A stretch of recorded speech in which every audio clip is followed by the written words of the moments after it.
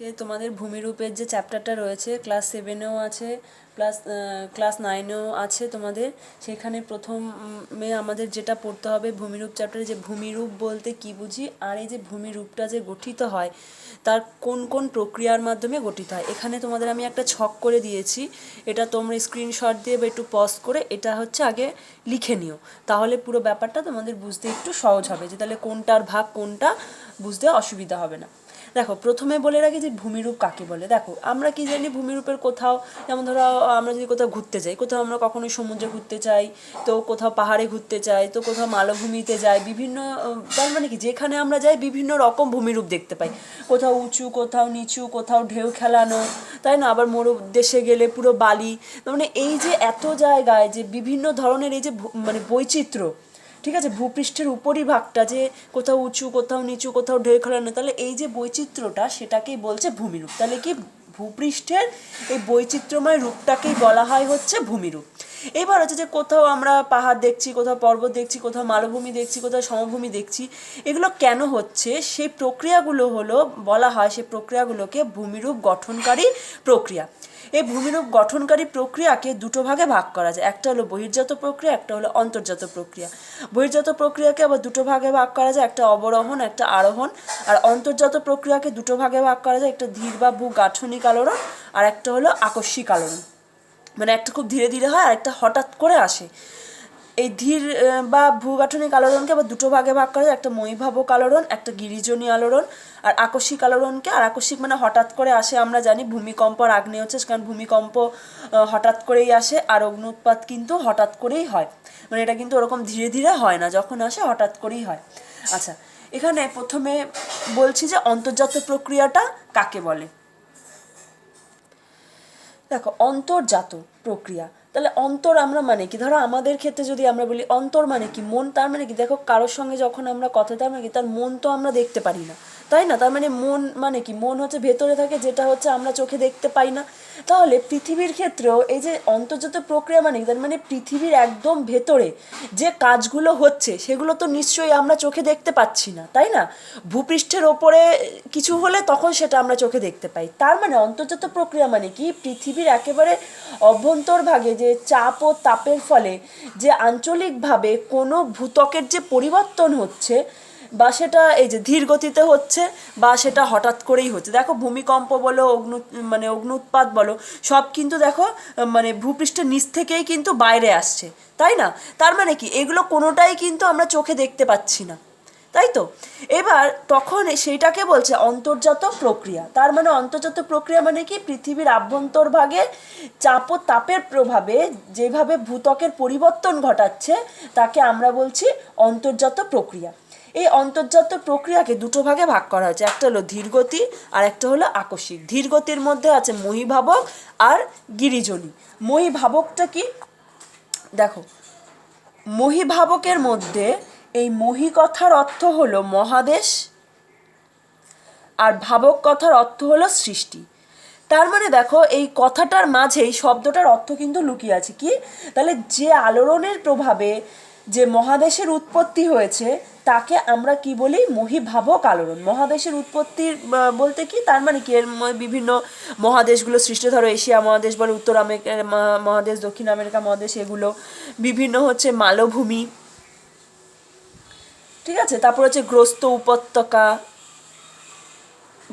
উপত্যকা, তারপর হচ্ছে বিভিন্ন উপকূল, উথিত হতে পারে, বা অবনত উপকূল, উথিত বা হচ্ছে অবনত উপকূল।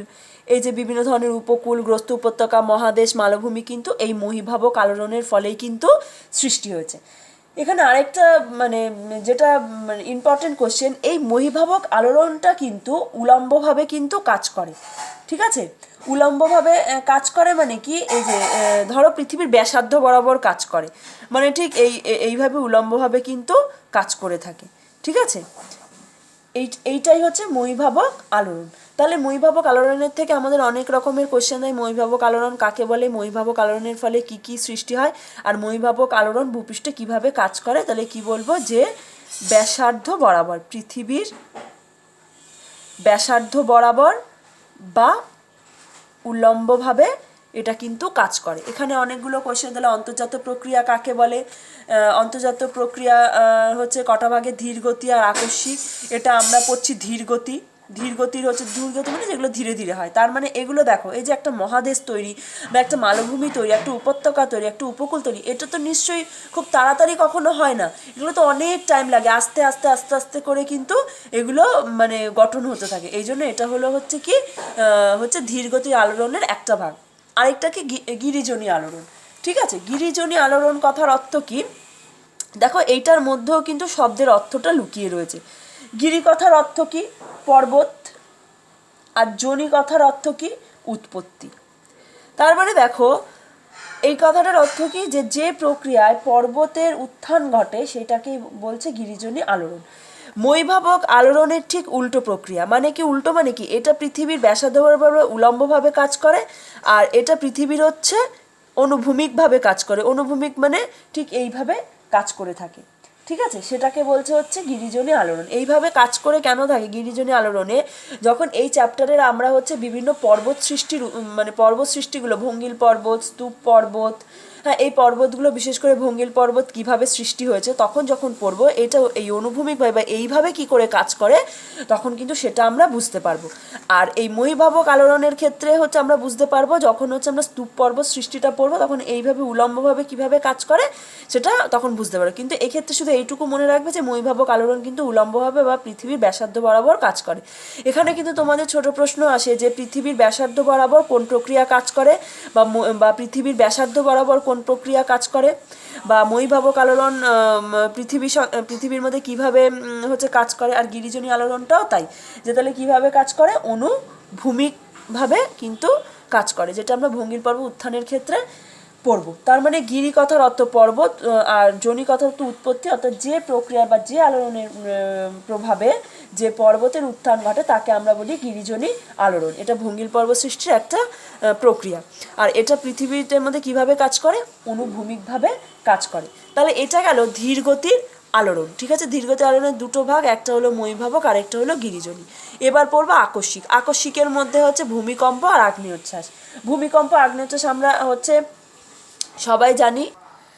ভূমিকম্পটা আমরা যে যখন দুটো প্লেট পরস্পরের মুখোমুখি ধাক্কা লাগে তখন ভূমি কেঁপে ওঠে। ভূমিকম্প মানে কি, মানে ভূমির কম্পন। ভূমি হচ্ছে আমাদের ভূপৃষ্ঠর কম্পন মানে হচ্ছে কাঁপা, মানে ভূপৃষ্ঠ যদি কেঁপে ওঠে তখন তাকে আমরা বলি ভূমিকম্প। সেটা দুটো পাতের সংঘর্ষের ফলে হতে পারে, বা ভূমির ধসের কারণে যখন কোনো কিছু এসে নিচে ভূপৃষ্ঠের মধ্যে পড়ে তখন ভূমিকম্প হতে পারে। তাহলে এটা হচ্ছে আকস্মিক, এটা হচ্ছে হঠাৎ করে হয়, কিছুক্ষণ থাকে আবার হচ্ছে চলে যায়। কিন্তু এটা যদি রিক্টার স্কেলে যদি মোটামুটি 8-এর উপরে হয় তখন কিন্তু অনেক ধ্বংসাবশেষ হয়। যেমন পার্বত্য অঞ্চলে ভূমিকম্প একটা নিত্য নৈমিত্তিক ঘটনা, প্রত্যেক দিনই অল্প স্বল্প হয়, কোনো মানে সেটা ব্যাপার না। কিন্তু রিক্টার স্কেল মানে ভূমিকম্প যেটার মধ্যে মাপা হয় যে কত স্কেলে উঠেছে, হ্যাঁ সেটা 8-এর বেশি হলে অনেকটা হয়। এজন্য ভূমিকম্পের ব্যাপারটা হচ্ছে আমরা সবাই মোটামুটি জানি বা আমরা সবাই অনুভব করেছি। আগ্নেয়োচ্ছ্বাস মানে কি, যখন হচ্ছে ওই অগ্নুৎপাতটাকে বোঝাচ্ছে, যে কোনো আগ্নেয় পর্বত থেকে যখন নিচের মানে ভূ আভ্যন্তর থেকে ম্যাগমা যখন বাইরে বেরিয়ে আসে তাকে কি বলে, লাভা বলে। ভেতরে যখন থাকে তাকে বলে ম্যাগমা।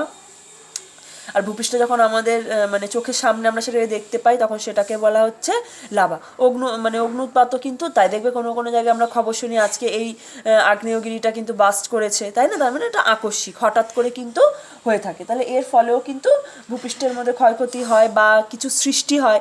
যেমন দেখবে যখন আমরা আগ্নেয় পর্বত পড়বো, যে পর্বতের যে 3টে ভাগ, ভঙ্গিল পর্বত, স্তূপ পর্বত, আগ্নেয় পর্বত, এই আগ্নেয় পর্বত সৃষ্টির একটা কারণ হলো আগ্নেয়োচ্ছ্বাস। ঠিক আছে, আবার যখন সমভূমি পড়বো, একটা লাভা সমভূমি বলে আমরা একটা পড়বো, সেখানেও দেখবে এই অগ্নুৎপাতের ফলে বেরিয়ে আসা লাভা যখন বিস্তীর্ণ অঞ্চল জুড়ে ছড়িয়ে পড়ে তখন কিন্তু সৃষ্টি হয় লাভা সমভূমি। ঠিক আছে, তাহলে এটা গেল পুরোপুরি অন্তর্জাত প্রক্রিয়া। এটা প্রক্রিয়া যদি না বুঝতে পারে আরেকবার ভালো করে দেখে নেবে তাহলে বুঝতে পারবে, কিন্তু এইভাবে ঠিক মানে বুঝে বুঝে পড়লে দেখবে আর কোনো অসুবিধা হবে না। আচ্ছা, নেক্সট রয়েছে হচ্ছে বহির্জাত প্রক্রিয়া। বহির্জাত প্রক্রিয়ার দুটো ভাগ, একটা অবরোহণ, আরোহণ। আচ্ছা, বহির্জাত প্রক্রিয়াটা কি? দেখো, বহির্জাত প্রক্রিয়াটা হলো অন্তর্জাত প্রক্রিয়ার ঠিক বিপরীত প্রক্রিয়া। মানে যেখানে অন্তর্জাত প্রক্রিয়া পৃথিবীর একদম মানে ভেতর থেকে আসছে, যার ফলে আমরা মানে কিছু আমরা দেখতে পাচ্ছি না, যেহেতু ভেতর থেকে আসছে, মানে ভূ আভ্যন্তরের চাপ ও তাপের প্রভাবে সেটা যখন ভূপৃষ্ঠে এসে কোনো ভূমিরূপ সৃষ্টি করছে তখন আমরা দেখতে পাচ্ছি, ঠিক আছে। কিন্তু বহির্জাত প্রক্রিয়া হলো যে মানে তখন এটা ভূপৃষ্ঠের উপরিভাগের বিভিন্ন উপাদান, ঠিক আছে, যেগুলো আমরা মোটামুটি অনুভব করতে পারি বা দেখতে পাই। তার মানে ভূপৃষ্ঠের উপরিভাগে যে বিভিন্ন প্রাকৃতিক শক্তিগুলো, যেমন কি যে নদী, বায়ু, হিমবাহ, সমুদ্র তরঙ্গ, এই যে প্রাকৃতিক শক্তিগুলো তারা ক্ষয় করছে, সঞ্চয় করছে, তার ফলে যে ভূমিরূপগুলো তৈরি হচ্ছে তাকে আমরা বলছি বহির্জাত প্রক্রিয়া। মানে কি, এই যে নদী ধরো পার ক্ষয় করছে, আবার দেখো কোথাও গিয়ে যে নদী তার পলিগুলোকে দুই কুল ঝাঁপিয়ে বন্যার সময় তুলে দিচ্ছে, বা হচ্ছে হিমবাহ ক্ষয় করছে, বায়ু ক্ষয় করছে, বায়ু বালি এক জায়গা থেকে আরেক জায়গায় যখন উড়িয়ে নিয়ে যাচ্ছে, যেখান থেকে উড়িয়ে নিয়ে যাচ্ছে সেখানে অপসারণ গর্ত, মানে সেখানে ক্ষয় হলো।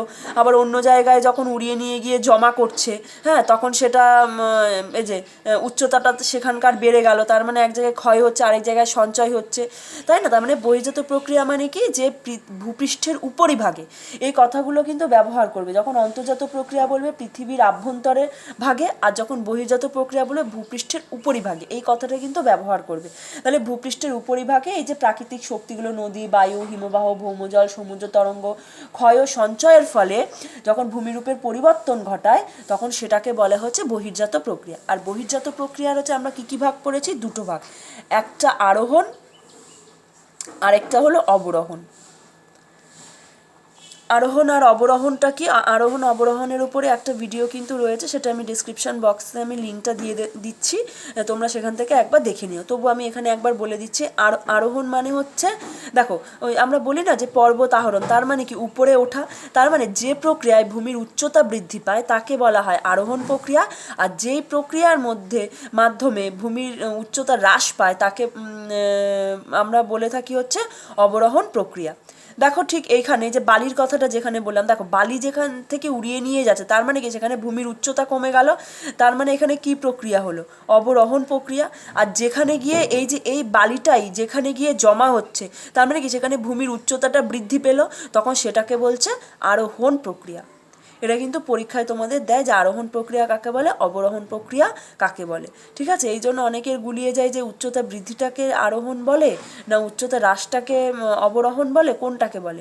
এই জন্য এইভাবে মনে রাখবে যে পর্বত আরোহণ মানে কি উপরে ওঠা, তার মানে কি উচ্চতা বৃদ্ধি, উচ্চতা বৃদ্ধিটাকে আরোহণ বলবো, আর উচ্চতা হ্রাসটাকে বলবো অবরোহণ। তাহলে এটা গেল মানে হচ্ছে যে ভূমির যে প্রক্রিয়াগুলো, গঠনকারী প্রক্রিয়াগুলো, এগুলো হচ্ছে তোমাদের ভালো করে ছক শুদ্ধ পড়তে হবে। তোমাদের এখান থেকে কিন্তু অসংখ্য ছোটো ছোটো কোয়েশ্চেন দেয়, আর শ্রেণীবিভাগও কিন্তু দিয়ে থাকে যে ভূমিরূপ গঠনকারী প্রক্রিয়াগুলো শ্রেণীবিভাগ দেখাও, আর প্রত্যেকটা বহির্জাত প্রক্রিয়া কাকে বলে, অন্তর্জাত প্রক্রিয়া কাকে বলে, এগুলো কিন্তু দেয়।